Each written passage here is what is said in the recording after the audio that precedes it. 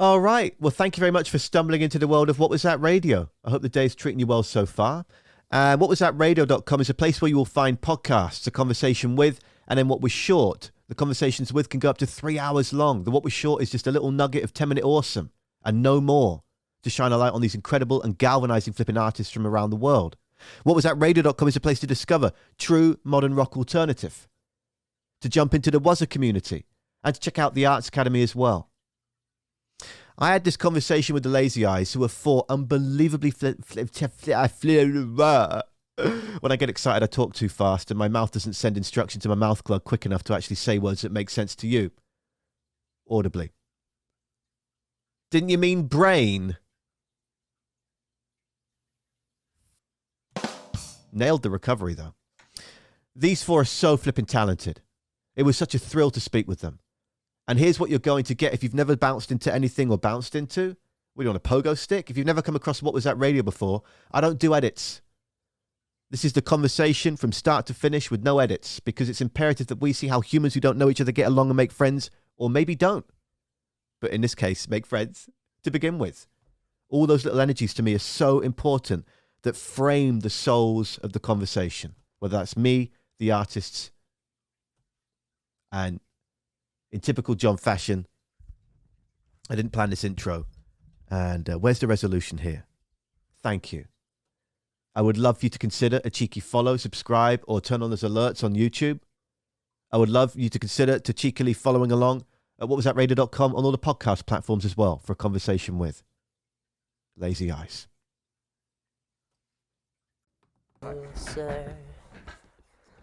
Oh. Hello. Look at that, all crammed into the same one. Yes. Here comes the audio. Here comes the cowboy. This is my favorite part. Evening Perch Life in chat. This is my favorite part. If you can hear me, you lot. But that first 30 seconds of getting audio connected, and I can't hear you guys yet. I don't know if you can hear me. Give me a thumbs up. Oh, yeah, we can hear you. Okay, sweet. I see you all. I didn't expect you all to be on the same iPad or the set. That's awesome. Fucking cram up as close as you can. It says blah hello, blah. hello. It says it's coming through. Just type in chat. La la la la la la la Audio la la. says. Right, can you hear us? Will the Lazy Eyes fix their audio? Or will it be an awkward exchange of I ask things verbally out loud and they write answers adorably on pieces of paper and hold up and hope it's not backwards and legible and readable in the first place? We will find out soon. Oh, you're typing in chat. I should probably read that too. Yeah. Right, can you hear us? Your audio says mic is working. Well, we know what that means. It's on me, fellas. Perfect. All right. Now, this has been happening, actually. Let me quickly... Here I am fucking whimsically sarcastic energy at you, and it's probably on me. Yeah, that's the station. Oh, it is on me. Oh, that's great. It is on me. I can hear you now. There we go. Hi. Hey. Oh, so even the chat could hear you. Okay, well, that's all good. There we go. Yeah. Nothing says great to meet you, new random dude, more than unprofessional audio issues. Welcome. Thank you. I like your room. This is all down to my partner Jody, who's watching upstairs and loves the 60s, 70s energy of the yellows and the browns. And Harley, her 7-year-old son, did an awesome job on the Christmas tree behind me the other day. And yeah, we've got them to thank for that. And I just get to call this my office in the living room. Nice. Your audio sounding very pristine. Yeah. Yes, I'd like to thank Shaw for that. The products they made that I purchased, and Rode for their wonderful board, the Rodecaster Pro. And yeah, actually, if we can somehow get you almost in 2 rows just to fit in for my viewers, it's almost going to be like going to. Right. Maybe, yeah, we can sit down. We have quick solutions here at Lazy Eyes HQ. But the main thing is, are you comfortable though? No. Maybe we should sit on this thing. Get comfortable. I don't want you to be uncomfortable. Gonna be in between Noah's legs. That's where I feel most comfortable. Okay. Are you able to push the camera a little bit further away from you or the laptop? I think so. Now I've got this hilarious two heads and two sets of eyes. All right, sweet, thank you. And I'll just make a quick. New album cover shot right now. It could be, yeah. All right, let me just get that sorted on my end. A bit better there for people to see. And then there we are. That's way better. All right, thank you. We're off to a fabulously stunning live streamed start to a conversation.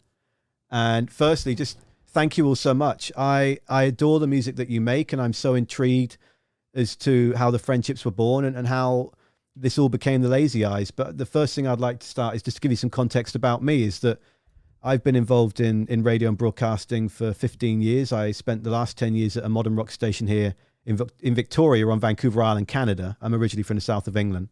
And I was just always feeling a lust to keep growing and to keep pushing myself to be the best I can. And I wasn't quite getting that in the company I was at for the last 10 years. And so I thought, while I was safe and wasn't going to lose anything due to the pandemic, that now would be the right time to just get out.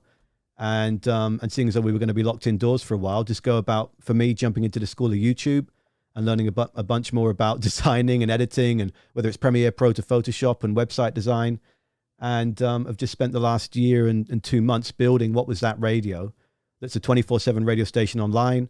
It's a podcast, and you're kindly joining me right now. And it's also an arts academy. So everything that I earn is split 50-50. And where that other 50% goes via the What Was That Foundation is back into independent artists' pockets. So I try and turn around and buy as much merch direct from independent bands and then use them as giveaways, or, we give grants to bands where we can here and there.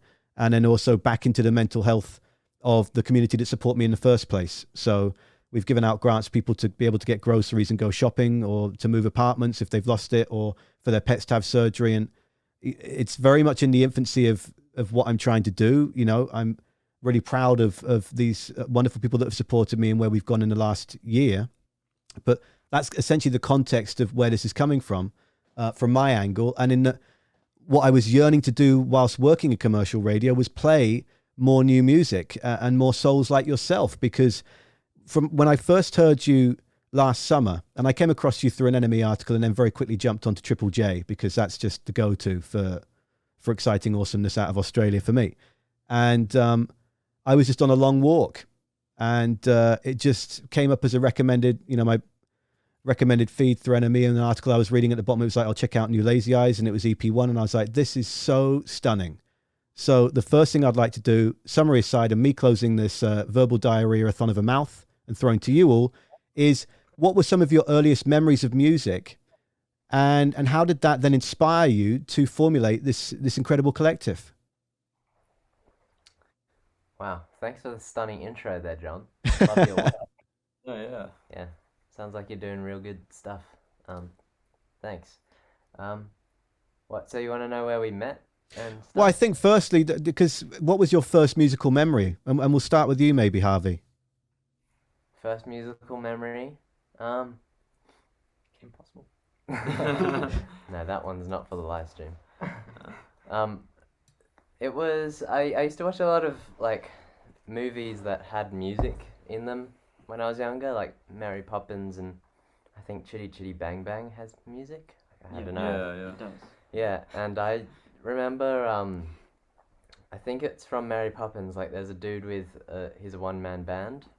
Dick Van Dyke, I think. Yeah. Yeah. Maybe. Anyway, I was like, maybe his name was Bert. And I was pretending to be Bert's one-man band I had my nappy box strapped to my back, and I was banging the nappies. And And you still do that to this day? yeah, and that's basically what the Lazy Eyes is. That's how we made EP1. Just a collective of nappies, fine-tuned through the scale, and then a collective of paddles and drumsticks. It's amazing what you can do. Auto-tune. Yeah. Yeah. Noah, what about you? Yeah, whenever we get asked this question, it's hard for me because I started music really young. I started a music group when I was 6 months old. So pretty much music's been with me my whole life. Probably like my fond memories of music is when I was young, just like driving around with my grandfather in his like Peugeot, like with the roof down, just listening to Stevie Wonder. Um, yeah, like I would have been, I can't even tell you what age, but like before I even started school, just like really young. But yeah, those are probably like my fondest memories of, yeah, when I was like really young, like So getting into music. does that mean that you sort of gravitated towards a variety of instruments, or did your heart pull straight to one?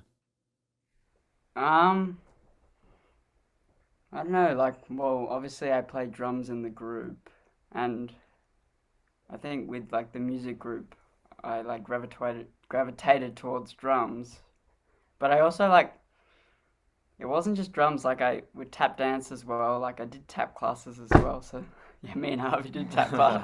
So I Sweet. think like rhythm Rhythm. has always been there for me from like a really young age. So That's not when yeah, you first met, was it? A tap dance class? no. No, we We did it separately, yeah but yeah we realized later on, and we just broke out into some I, tapping. yeah. I think I started like I went shorter and I started younger than Harvey, but yeah, Harvey went longer than me. He can do more than me. Have you managed to conceal any tap dancing in any of the songs anywhere? Nah. Just nappies so Haven't far. found the right mic for it yet. You know, Right. foot tapping requires some really Yeah, maybe we big just have finesse. to just chuck a SM57 on that. Well, No, yeah, something- it'll do the trick for everything. It's the idiot proof mic, you know, get it down there. I mean, I asked that because that's what I love about Where's My Brain is the texture in that last 2 minutes where you start to play. Yeah, you've got the muhahaha and you've got those other random assortments in there. And that's what I love. I love dissecting things. You know, when I listen to songs, and I say this in every single chat because it's important context to understand how I'm as a consumer and lover of music indulging in your creative art, which is that I'll listen to something 30 times over. You get those first two general, okay, I've come across it, here I am in this moment, whether I'm happy, sad, or in between. And then I usually wait until moments where I'm having a difficult day or I'm having a great day, or I've had like this morning, I had an incredible chat with a fellow called Justin in Broken Love. And I was so excited for you guys, but I was fretful of the crash in between the 6 hours of that conversation.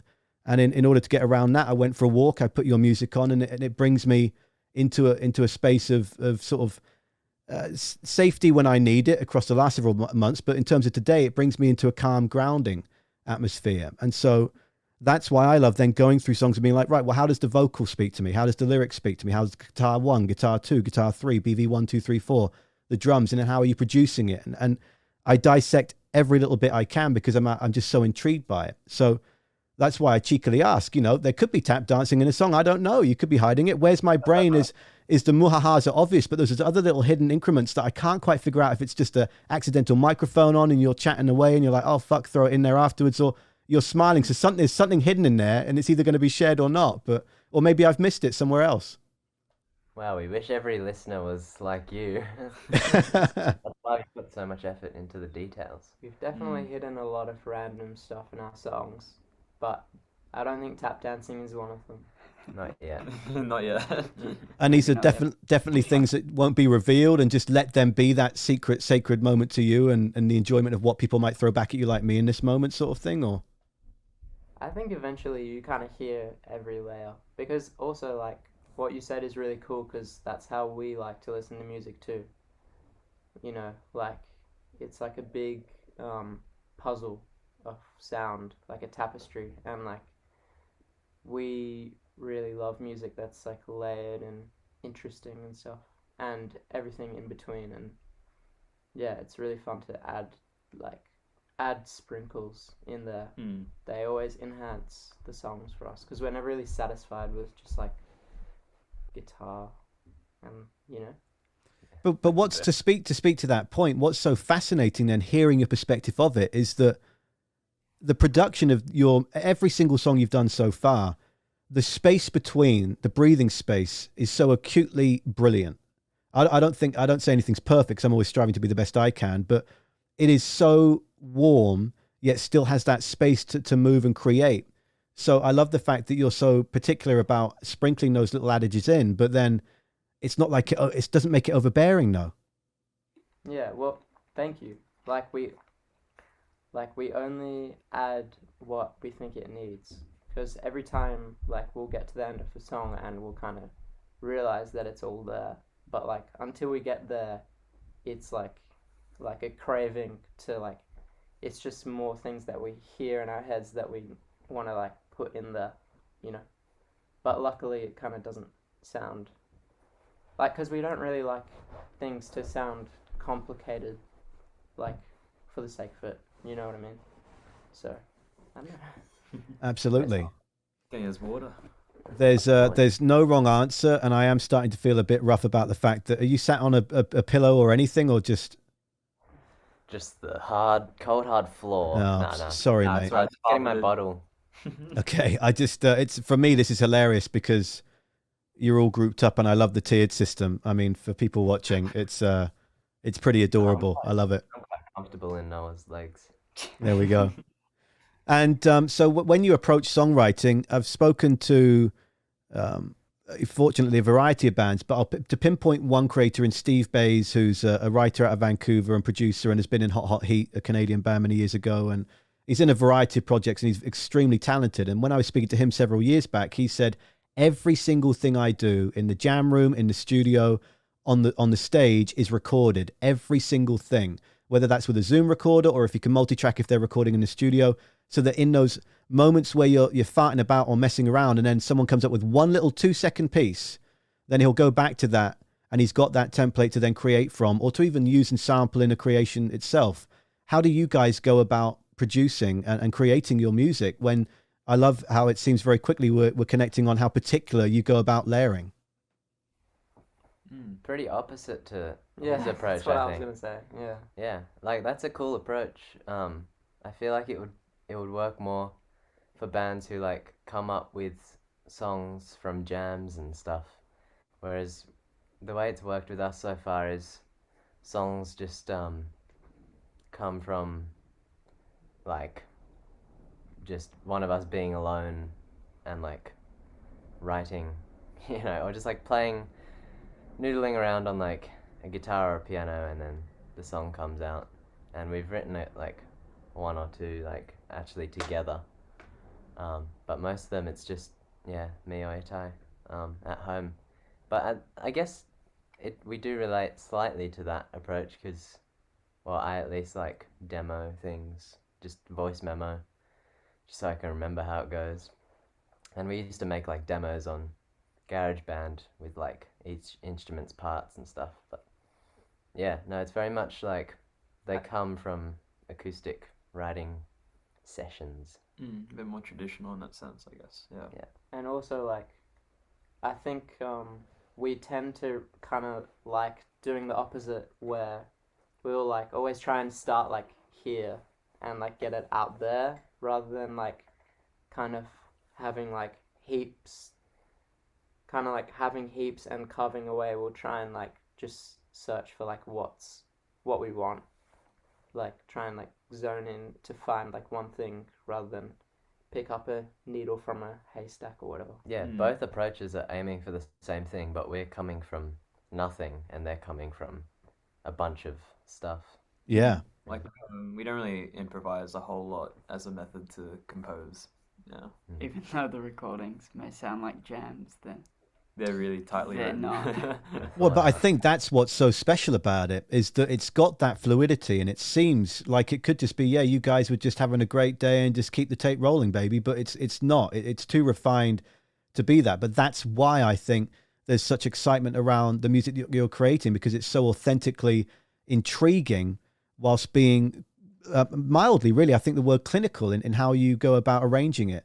And so do you feel, is this a case where you know each other so well that you can write all parts for each other, or do you bring a basic chord structure and rhythm idea to the table, or how to refine on your point there? I mean, how do you present it to each other? If you got the full thing, or I've got this 25%, let's bring you in and get your energy on it.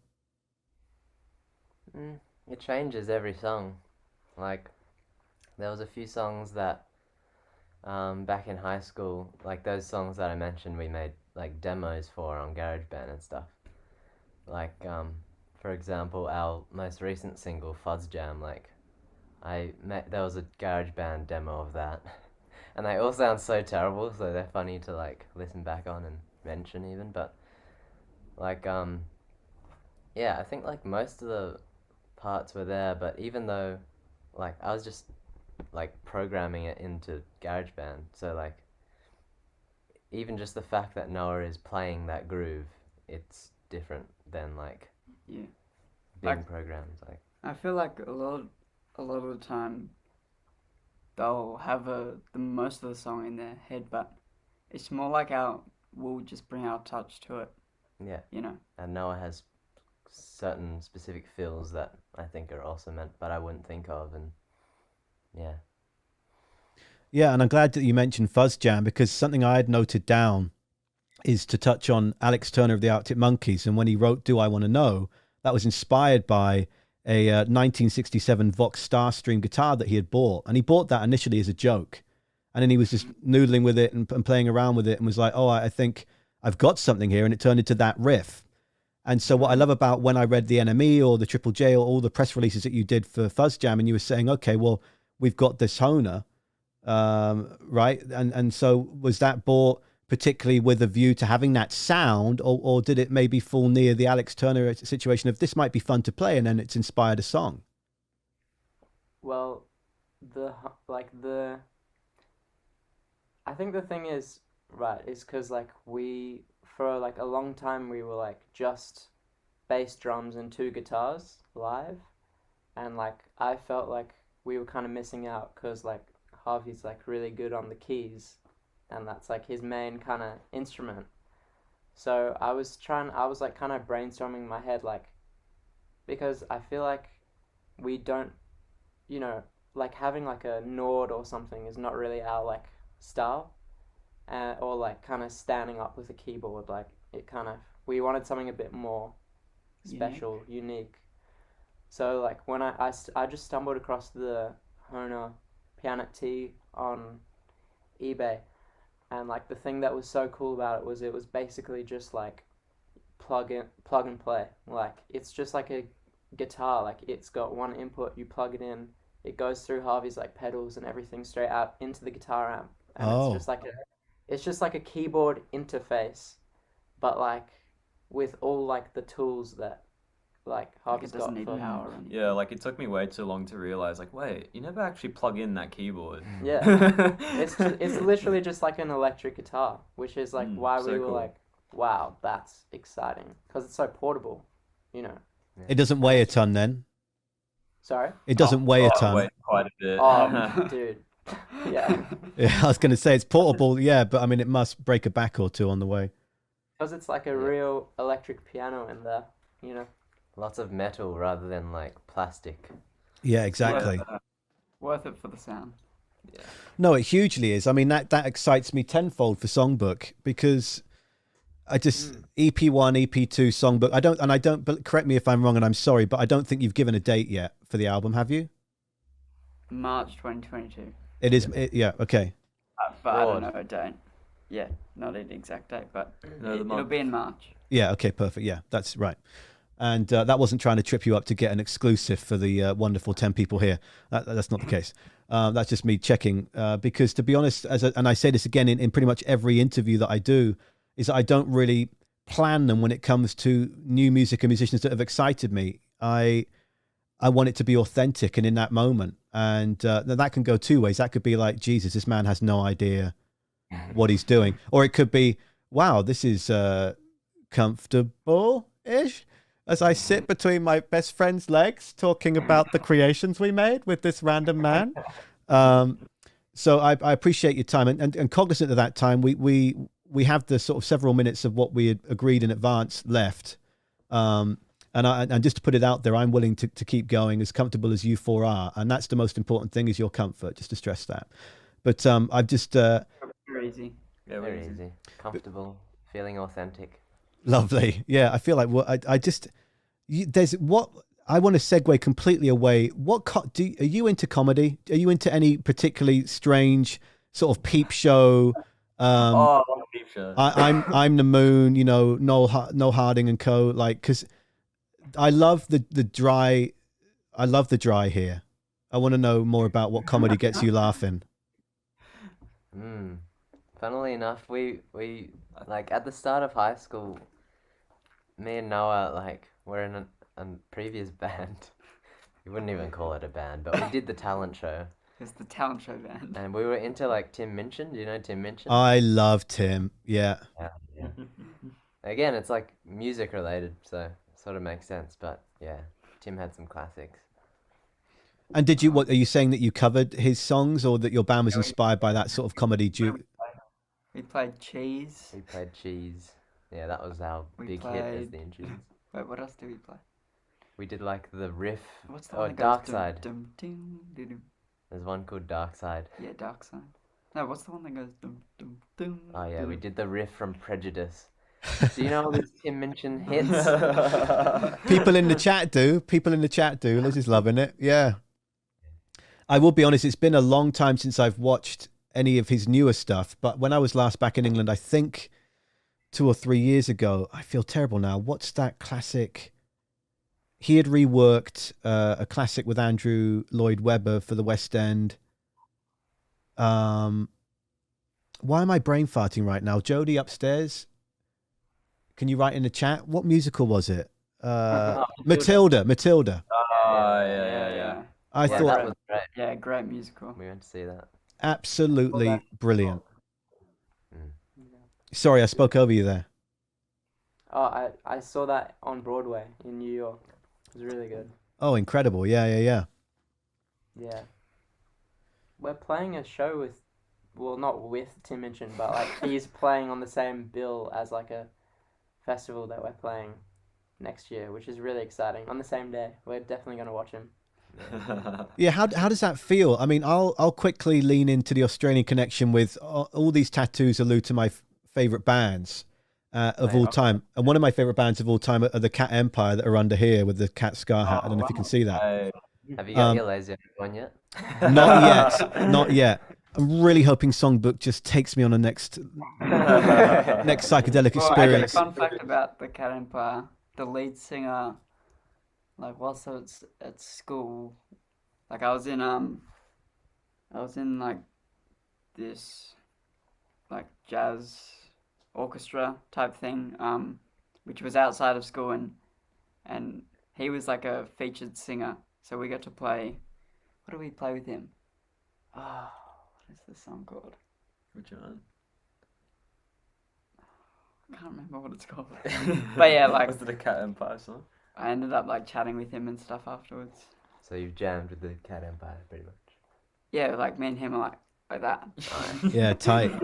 They were one of the bands that when I first got hired at the Zone that I used to work for, I said to my boss, I've got a cheeky bucket list for you. And that is, if any of these bands ever come to this town, please let me have the night off if I'm still doing the evening show, or please let me get the chance to speak to them. Or in Canada, it's a big thing where a lot of radio hosts are very fortunate to be able to go out and introduce bands before they play, which in England, that never happened. And so I remember when the Kaiser Chiefs were in town here, and I interviewed Ricky, and then my boss said to me afterwards, well, why don't you go and ask him if you can bring him out tonight? And I said, if I say to Ricky, can I bring you out tonight? He'll tell me to F off. Like he'll say it lovingly with a smile on his face. It just doesn't happen in England. It's a very Canadian. I haven't seen this in England. Bands, the last thing a rock band want is some guy coming out and trying to steal their thunder. They just want to go out on stage and get on with it. And sure enough, that's what he said playfully. He was like, fuck off. I don't need you to bring me out. I've sold 2 million records, fella. I'm like, okay, I knew you'd say no. But with the Cat Empire, I cheekily gave my boss, that was one of the names on the list. And they've played here 2 or 3 times. And he set up an interview for me with them when they first came. And then also set up with the festival that they played at to allow me to bring them out. And so I gave a little, 3-minute breakdown on the history of the band and where they came from and why this was so special to me, and it will hopefully be special to you. And then we've hung out 2 or 3 times fleetingly, only when it's going through the circuit and through town. It's not like, again, I can't get the flip phone out and start calling up Felix and Ollie and chilling out. But they're all such wonderful, grounded souls. They're also unbelievably talented. And for a minute there, I thought you were going to say that you maybe went to a similar music program like they did when they were kids. But isn't that not necessarily the same school, but you all went to performing arts school and that's where you met, no? Yeah. Yeah. Yeah. We all met in Newtown. Performing arts, yeah. These three were there like for all of high school, and I joined a bit later in senior years. Hydration station. I always leave a few seconds to see, and especially when you've not said much yet. So I was leaving the floor open for you, but I'm absolutely ready to step back in. I'm a very succinct speaker. I say a few words, and then that's it. No, you get the biggest thing I'm going to stress in this chat is that this has got to be comfortable and warm and fun. And when it's not, you'll go, okay, John, we got to fucking go and get dinner ready at 2 PM, and we'll see in a bit. But we were going somewhere with that, and then I segued to flipping Cat Empire, and I've completely forgotten where we were going with that. I mean, if we come to Canada, we'll grab a beer with you. You know, we won't be dicks. Oh gosh, no, that's I don't think I was calling any of you dicks before we started talking about no. like Cat Was that Empire. your tattoo? Was it something about artists, Australian artists, or something? Yeah, I feel like you were talking that you were going to go and play the same festival as Tim. Now, actually, yes, thank you. Sorry, that'll bring me back round. Is that the band I used to be in played the same festival once as Cat Empire? And the question I was going to ask you is, as you were alluding to a minute ago, how does it feel to be like we're playing the same thing as Tim? Because for me, I'll be frank with you, I cried. I was like, I'm going to be playing. We're the first band of the whole festival, right? They won't even know we fucking played it. They're here in 2 days. But to me, I was like, just seeing my name, well, the band's name, our name, 4 rows underneath them was a big gulping moment. It was a big statement to us. So how does it feel? I mean, we're joking about Tim, but and let's not sidestep that you're going to open up for the Strokes, all things considered. You know, how does that feel? Well, I think in terms of Tim Minchin, it's like, I don't know, maybe he's not like a crazy influence on us, but like, you know, even that we just like jammed his songs in like when we were like 13 or something. You know, and now we're like playing on the same bill. It's cool. Well, actually, like, another thing about Tim Minchin is actually one of like our friends from high school was in a film with him. Oh, yeah. Yeah, we've got many connections with Tim. He just doesn't know it yet. He's gonna find out. We're pretty much stalking him. Like I said, like we're pretty much like that, you know. But why don't you? I mean, why don't you? You could put some cheeky feelers out. You could make some signs and stand in the front row and say, "I know, insert song here," and I would be more than game. Like if you each had one sign, you could put, "We know this song. Let's play," and then just, you know, as if it was just make him feel like One Direction for a second. Come on, Tim, please, we can do it. Oh my god, that's actually a great idea. Can I play drums for you, Tim? It's my birthday.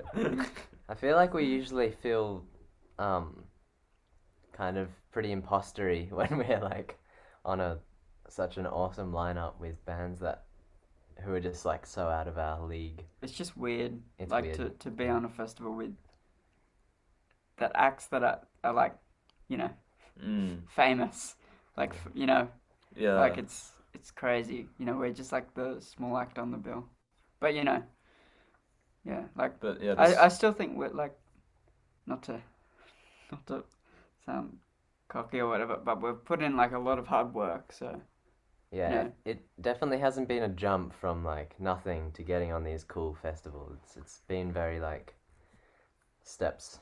So yeah, it feels natural at the same time, but like still pretty nuts. And you've just allowed the process to be organic. Let's, you know, just go about it and see what the universe throws at you. Yeah, for sure. definitely. And I don't think there's anything wrong at all. It's not cocky. It's pride of the art that you've made and knowing that you guys have made great art. You know, there's such a fine line. And that was one of the big things that ate away at me about working in commercial radio was that I some days I felt like I never truly knew how someone was doing, because even though we're we're being paid to communicate, for God's sake, and there was so much miscommunication at times and so much muddiness in between that you don't know unless someone converses and tells you. And for me to get to my point, to bring it back to you, is that I find a lot of people were either crazy, you know, extroverted and I'm the best and I'm really good, or they're very quiet. And people sometimes feel that they can't be confident in their own self because they don't want to be brash or labeled alongside those that go about shouting about it. You know, I'm quite happy and comfortable to sit here and say that I'm really excited to be talking with four extremely talented people that are galvanizing my continued lust for discovering new music. And there's nothing wrong with anyone feeling confident in what they create and how they go about business. And look, I mean, I'm 35 years old in a few months, and I've had a crazy amount of lessons in the last year alone for breaking away and doing this. And it's not to say that it's been easy, but it's been part of 15 years prior to that, build that confidence to do that. And so that's why what excites me about the Lazy Eyes is, well, when Songbook comes out, you know, no pressure on the next thing, but it's going to be really exciting to take that growth and take these moments that you allow to just come at you. And I think that's why they are coming at you, because you're not going about grandstanding and saying we're the fucking hottest shit in Australia. You got to come and check us out. You're just going about your way. Oh. Well, you know, start to believe, you know, but you're going about it, you know, and I mean, how many major interviews and things like that have you done at this point in your career? Just one. This one. I think we've done like a lot of interviews, but A couple. yeah, I don't know. Here and there. Are they just usually sort of quick phone calls or 10 minutes or written messages emailed and you send it back sort of thing? Or how many sort of like this? A few like this. Yeah. I think we've done like, yeah, maybe 2 or 3 like different sort of radio or We've never done a live Twitch one. yeah, Yeah. that's the first. Well, I appreciate it, you know, and again, just to say that I'm not scared of I haven't said it yet, but I'm not scared of silence. I'm not scared of the time it takes to digest a question or a moment and then go into the next thing. And so that's why I'm quite happy for, you know, we both drink at the same time or whatever it might be. You know, it's just, we don't know each other, you know? Silence. Yeah, let's have a moment of silence. So shall we just sit here for half an hour? Oh, do you want to end it with a half an hour of just silence? Half an hour talk, half an hour silence? Yeah. Okay, I'll get something to, I might need a kazoo or something. No, I'll break the silence. What about if I get the light show out and we can just... Oh, I used to have one of those. They were sick. I've had this actually for, it's got to be 15 years now. I had a really hard time focusing. When I was younger, I had a few things happen that were not very nice. And so sort of from 10 years upwards, I was clicking through multiple characters just inspired by different TV shows and sketches and Robin Williams and Jim Carrey. And that comes up in every chat I do with artists too as well, because it's a major part of my life is figuring out who the hell I was. And I used to get so into racing around and doing all these things and crash bang wallop that my mum said one day, why don't we try out, just check in, just focus on this little thing here. And so I brought it with me when I moved here as just a form of grounding and chilling out. And it's been in the side drawer here. It's broken in half a few times. I don't know how it's still, like when you replace the batteries, it just fucking goes, oh shit, it's over. And then you have to gradually stick it and do some freaky tape inside to hold it back. But yeah, Wow. it stays in the sacred drawer there just to stay safe. Yeah, that's a throwback. I feel like I had maybe the same model or something. At the same one. Is that the G6X2? Oh my God. Wouldn't that be hilarious if that was the random scribblings on here, which I know you're making up? No, sadly, it's the HP 5625. Ah. It just like says Harvey on it. Yeah. If found, please return to Harvey, Australia, not Shenzhen, China, where it was made originally. Okay. There we go. Cool. Fabulous. Random bits and random bobs. Mm. So when you're preparing to do these shows, what's the how do you go about that? You know, yes, you're like, oh Christ, okay, it's the Strokes, and but you're gonna prepare the same way for all of them, are you, or are you not? Yeah, it's just, I don't know, for me at least, I just treat it like another show. Like, obviously it's a huge deal, but like, I don't really let it get to me. Otherwise, like, I don't know, you can also get to you in like a bad way. Like like you can, I don't know, when you start playing like bigger stuff, like, you know, people can get egos or whatever. So I just try and like, you know, it's just like, you know, another gig. Yeah, it's a good way to stay kind of grounded if you take a similar approach to every single gig, whether it's like something small or something big. I think it's a good way just to manage the nerves as well. Like just kind of being like, well, this is just like any other show, you Yeah, know? it's not like we've not like played shows before. You know, it'll just be in front of more people. More people, Yeah. you know. Like I still haven't really comprehended the fact that like we're gonna be a supporting band for the Strokes. Like another one of my like favorite bands from back in high school. But yeah, it's got to treat it like any other show. It'd just be a lot more people, and like afterwards, there's this band called the Strokes playing. Yeah, you know. There's some Julian or something here tonight, Yeah. apparently. Yeah. That's Bianca or something like that. He Julian and the Voids played here at a festival in Victoria a handful of years ago. That was actually when they had cancelled that tour, but they were contractually obliged to still play here. And it was the only show they'd played. I don't know if you ever heard about that on that tour. They had to follow through, and it was an interesting Julian that came out that day. He was very frank in saying, you know, we're contractually obliged to be here. We tried to cancel the tour, but okay, let's make a show. And they just jammed out. And he's just a bona fide rock star. I didn't get anywhere near him, but you could feel his energy. And I found myself a few times looking around over my shoulder, and he'd be up on that balcony. You know, you could just feel like suave jacket, smooth looks. Oh, there he is over there, having a smoke or drinking or whatever it was. But actually, one thing that I'd be remiss in not going back to this is that the production of your 2 EPs and Fuzz Jam so far. What is the team that you've got around you? Do you produce everything yourself, or because it's so on point? To me, it has to be within the band from the way you go about it. And I mean, you've already pointed. Sorry. So now We've got like this is the 10 team. backup writers, you know, 20 producers. Yeah. Yeah. Well, everything music. Everything music is just us. Oh, except for mastering. We Yeah. someone else to master it because Dark art. still no idea what that is, eh? But then we've got lots of like other people.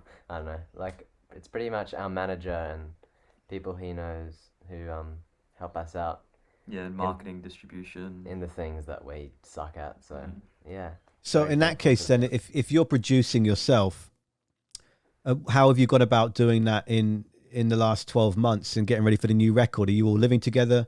Are you all? Is it, you know? That's what I'm so fascinated about. It might seem ridiculous, but just I love getting to the nitty gritty of how you go about creating. Yeah, well, I guess like the thing about Songbook is like it kind of sounds like a band, but it's not actually really like a band in the sense of the recording. Like the way the tracks were recorded were like Noah would lay down the drums, and then afterwards, like me and Harvey would actually sit in this room and like layer everything else on ourselves. So it wasn't really very like yeah, it's kind of a bit different to how it ended up sounding, which is cool though. And also like a lot of the songs from Songbook were kind of already finished, like, or just needed a few more touches, like over what, a year or two ago, like. Yeah. Oh, really? Yeah. Like yeah, most of them. That we did, like the most recent ones that we finished, we actually tried to inject a bit of bandiness into Yeah, it. so like doing an opposite approach with the other songs.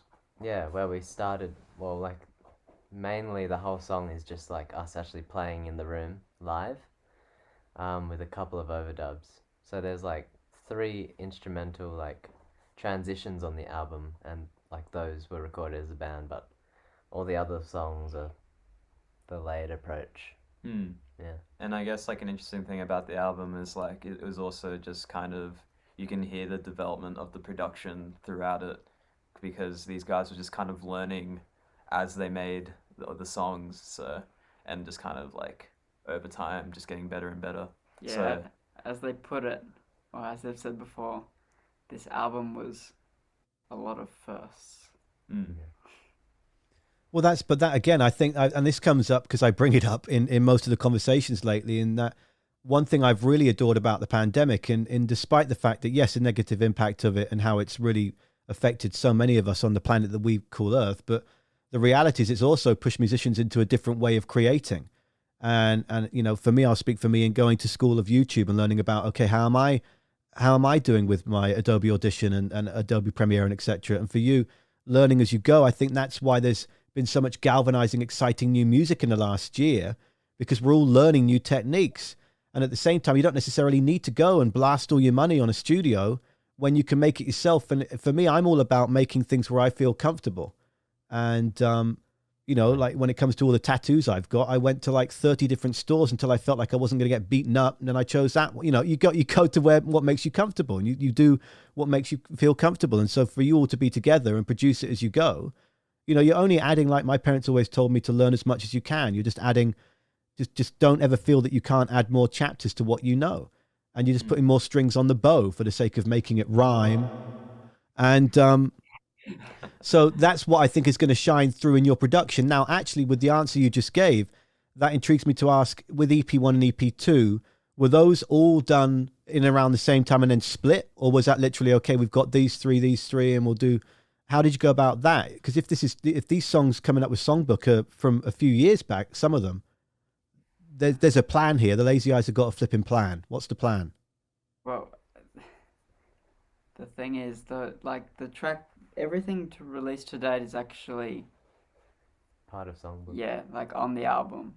So, Right. like, yeah, it was like a group of songs that the boys wrote that just, and like we played live for like 5 years or whatever it was.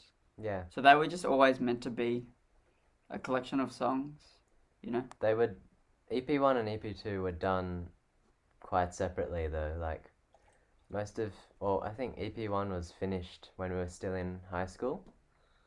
And then EP2 was done after. But like Leon was saying, how you can hear like the improvement in production as you go along. Like for us, EP1 sounds very much like the first songs we recorded, and then we sort of got a bit better at it on EP2. But like one thing we did on Songbook is actually do like a remix, or not like a dance remix, but like we remixed the C-side just after having learnt a bit more about mixing. So the C-side on Songbook is a little bit different. yeah, different mix. Yeah. And then there'll be more songs added beyond the two that you're welding together? Beyond the two EPs, yeah. Mm. Yeah. There'll be another Five. six songs. Okay, perfect. Yeah. Like plus jam plus 5. Yeah. Yeah, so five we haven't heard. And pardon me if that was prior knowledge. Again, I didn't research too much because I wanted to just learn with you and be educated by you. We haven't put that out there, but Yeah. it's on Apple Music or whatever. Yeah. Oh, fantastic. And that actually reminds me when I spoke with Nothing But Thieves and Joe and Connor, and they were saying, you know, listening back to our first EP, it almost didn't feel like it was them when they were making Broken Machine a few years ago. But that's the joy of growing, right? Of improving. But it's a fine line then if you feel like, oh, have you ever felt that maybe you need to withdraw maybe something that you put out prior? No. No. I feel like there's just a, with those early ones, at least for me, or I think we can all say, like, there's a real charm to, like, Yeah. just, like, you can hear the youth. Yeah, like an example was with Tangerine. Like I guess that's one of the first ones that you guys finished, and it does sound a bit rough around the edges when you listen to it. And we were thinking about doing a whole new mix for the new album, but then we ended up kind of discussing a lot about it, and we did do it. But then we would kind of just like, I don't know, it kind of retains some sort of charm in like the sort of amateur sound. So like I feel like it's sometimes good to just leave some of the like imperfections or some of the weird like quirks to your previous approaches and just kind of let them be there and remind you just like kind of, you know, of how you used to approach things, and I don't know, I think it's just good to leave that a bit open. Would you ever be compelled to sort of lyrically throw back to, because when it comes to songwriting, do you get thematic? Do you have a elongated story in mind, or is it a set of miniature situations? Or just looking by talking about Tim and some of the delivery here of the answers, do you ever call back at yourself, like, remember when you tried to do? I'm not. That's not got to be the fucking melody, but. Yeah, I feel like we self-reference sometimes. But you don't talk about your younger self, do you? Oh, right. No, not in like the real life sense, but But you'll reference like something from a song. Like, yeah, Motifs and stuff. Yeah, songs can be connected sometimes. Like Island and Seaside. yeah, the seaside and the island are like, they're a pair, and they live in the same world. And what inspired their creations? life. Honestly, yeah, life just came from the mind, bro. Yeah. Well, no, I'm gonna overthink it. But like, yeah, it's more that thing of just writing the music first, right? And then Yeah. kind of just getting the imagery in your head through like listening.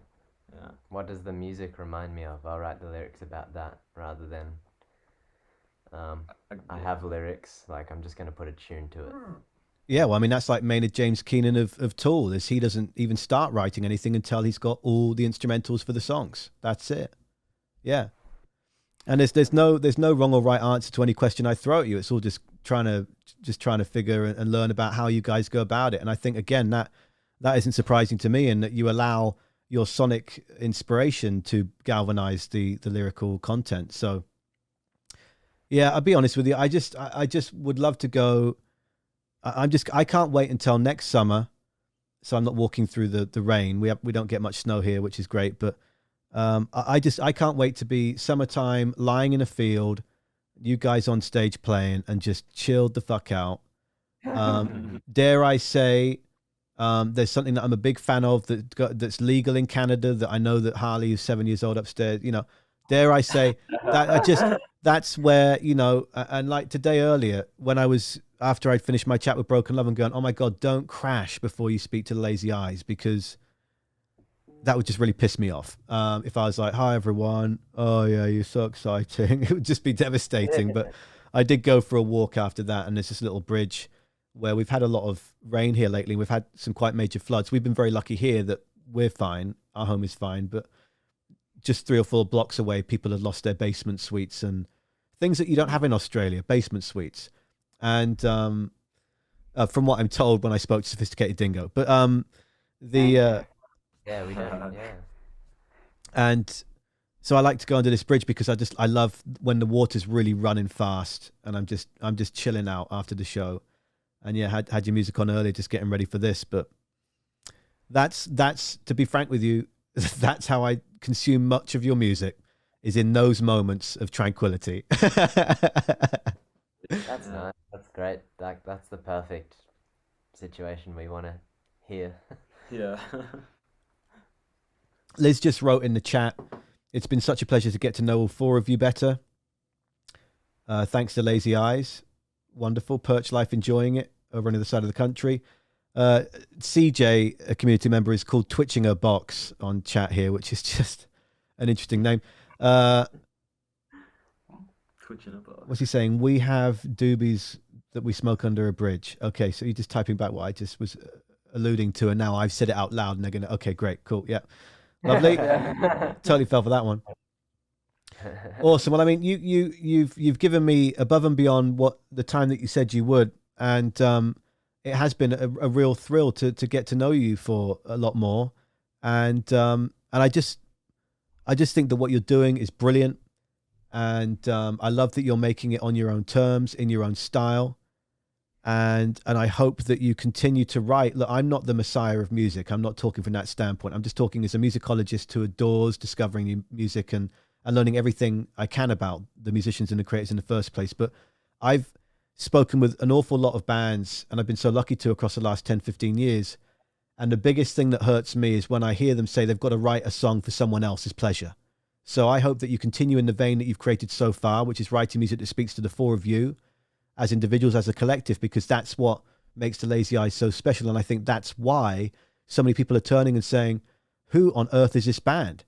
And I hope you just continue in that fashion, because I love the authenticity, I love the energy, and I love the fact that when you answered saying, but we were younger then, you know, we made a record when we're kids and we're still youthful and we're still learning. We're not going to get rid of that. And I think that's a massive extension of the personality that you carry in saying that, because for me, you cannot simply take lessons learned and take growth and brush it aside. You must always own it, whether it's positive or negatively impacted you.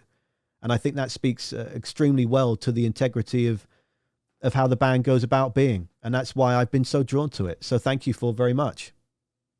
Oh, thanks, Thank John. you so much. Thanks for having us too. It's been really nice. Yeah. I've been actually liking this floor. We didn't even need to buy seats. Well, don't, Yeah. otherwise you'll be sat there another 45 minutes, mate. You should have just said, thank you, John. Peace. No, I'm joking. Peace and love. Hopefully make our way to Canada not too long. Yeah, hopefully.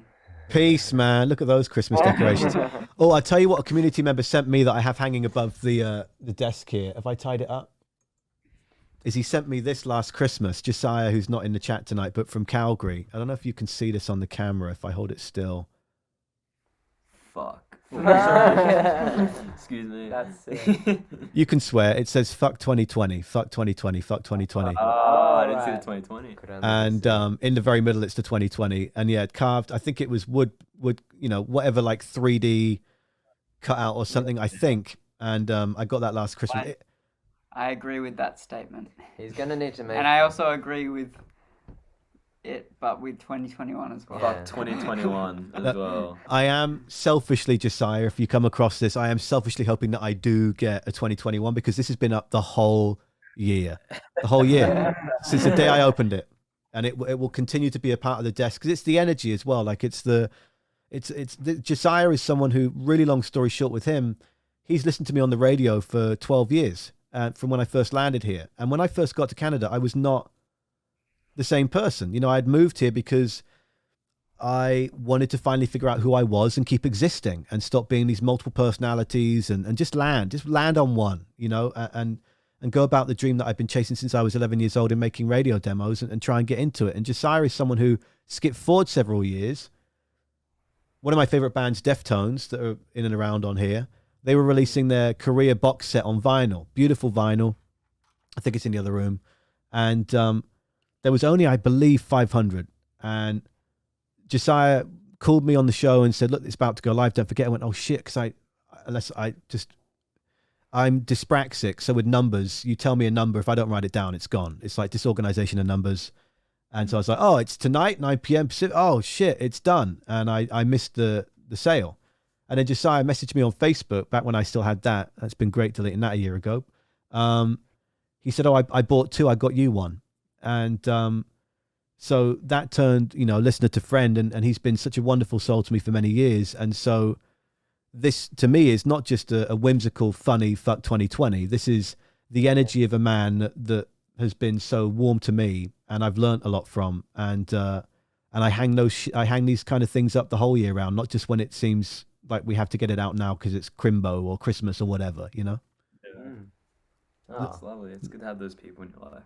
Little story about Josiah. yeah. Very nice. Awesome. Well, what are you going to do the rest of the day?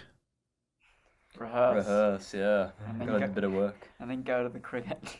He's going to cricket. I was really hoping we wouldn't fucking bring that up. That was not, and a lot of the Canadians here are not going to understand what we're talking about. We're talking about not baseball, but similar, but equally confusing, but not baseball. That was an Very long. absolutely abysmal first day, unsurprisingly for England historically. Yeah. I've just been watching it. Like, well, it's day 4 now. It's on right now. But yeah, I think they're like 6 down, or maybe I don't know. But yeah, it's good for Oz, but not good for England. Yeah, well, I mean, but I am English, so I am used to losing Yeah. a lot. And that's just the way it is. Every sport team I support, they do one thing really well, lose. But no, but isn't it? So you're going for the last session then, or something? for the tea session? I'm going to the 2020 tonight. Oh, who's playing tonight? It's the BBL, so the Sixers are playing the Hurricanes. Okay. That probably doesn't mean much. No, I love Maybe. cricket. No, I grew up. I had a trial and I broke my. I tore my muscle in my right arm. Had a trial for Gloucestershire when I was like 15 years old. Wow. No, it sounds impressive. Playing county cricket. It's not. Yeah, it was a trial for county cricket. Yeah. But any of my friends that ever come across this would not believe it. I just happened to be basically. The embarrassing thing was, oh my God, this is so eerie. This is when SARS was a thing years ago, and the last sort of pandemic issue. And my family, we had moved, and we didn't get mail saying that this weekend, actually we sent the wrong thing out. The school said you come back a week earlier than we said in our letter or whatever. And so I had an extra week of whatever Easter holidays, and I was like, this is fucking bliss. This is great. I can't believe I'm not going back until next week. And then I get there, and I'd missed all the trials for getting into the school teams. And I was not a great player. I was a really passionate player, but I wasn't a great player. And when I was going to just get back in the rhythm of it in the nets, there was trials there. And so they were like, well, let's see how fast you can go. We got the gun. And I was like, oh, I'm on trial. So I must correct myself in saying I wasn't invited to the trial. I was just there. And I was trying to bowl as fast as I could. And I was trying to get over 80. And I heard a click. And then that was it. I didn't play cricket again after that because it just tore everything in this arm. It's ridiculous. But no, I mean, this is probably the first, to be frank with you further, with the pandemic, I've felt awkward watching sports. I really disconnected from it. Over it here, it's been different just because the pandemic's not been as bad, maybe. But yeah, there's still been lots of sport on, which is good. Yeah, I'm very passionate. The others, yeah, they don't really follow. But yeah, No, that's all right. I'll literally watch. Yeah, this Ashes series I'll watch every day, except for when I'm here. Yeah. Well, you're not going to see as much as it as usual because you got a lot of prepping to do. But yeah, I'll watch. I would watch all of it too, but with the time difference, it gets me. So I wait until the wrap up, 15-20 minute video at the end of the day. But it's on right now. Yeah, I haven't looked at it since we chat. Probably Joe Root's probably out by this point. I don't know. Oh, yeah, Rick got out a while ago. Okay. Yay! Thank you for that heartwarming news. Him and Have you got the score next to you? Is that what you keep? No. I was on the train and I was just watching it. Awesome. But yeah.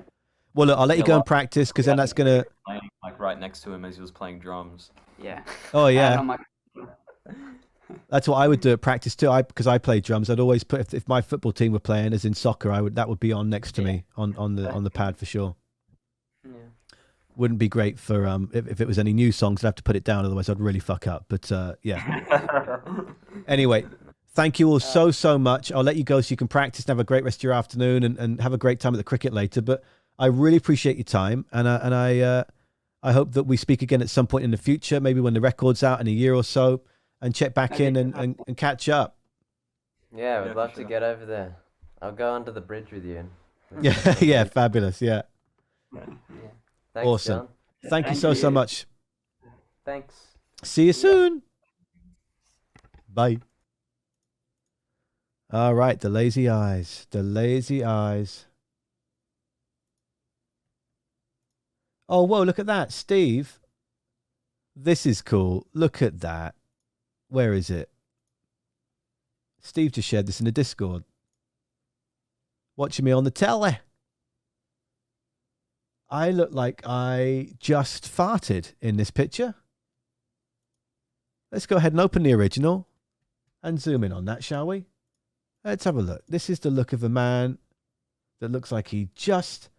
Did you put the sort of comic filter on me?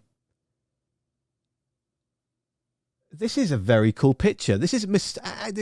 Look, nay, I sound disrespectful, Steve. This is a accidentally really cool artsy shot.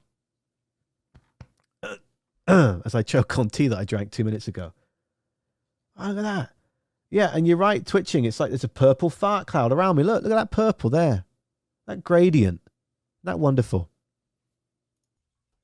If you've watched this the whole way through, thank you so much. How wonderful are the lazy eyes? And how whimsical was that attempt at recovering in the intro where I said I said mouth to mouth glug, didn't I? Instead of brain to mouth glug. I'd also like to say thank you to my facial hair for looking like I've been dragged through a hedge backwards, / and very windswept. It is what it is. I really appreciate your time. And whatever you do the rest of your day, and as always, please look after yourself. And I hope there's some fun and smiles involved in the rest of your day too, because we've got to cherish that positive. Windswept, whimsical, windswept, facial hair or not. All right, lots of love to you. Cheerio for now. Jesus.